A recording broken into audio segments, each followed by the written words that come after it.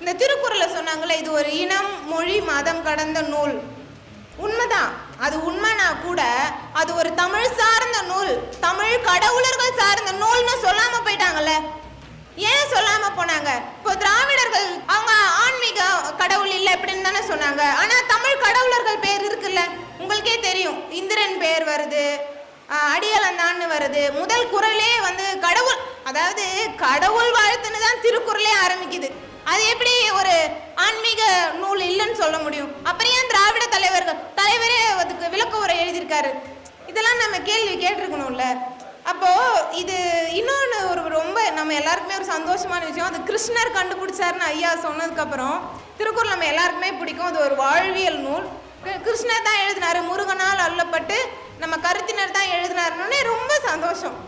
சரி, நம்ம இதில் தான் அது வந்திருக்கு.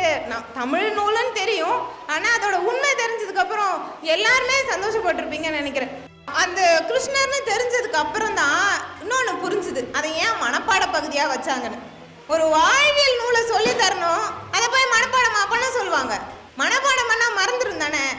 அப்போது இன்னொன்று, மனப்பாடம் பண்ண சொன்னதுக்கு ஒரு காரணம் நம்ம அதை கவனிக்காமல் கடந்துடணும் அப்படின்ற ஒரு பெரிய உள்நோக்கம் தான்.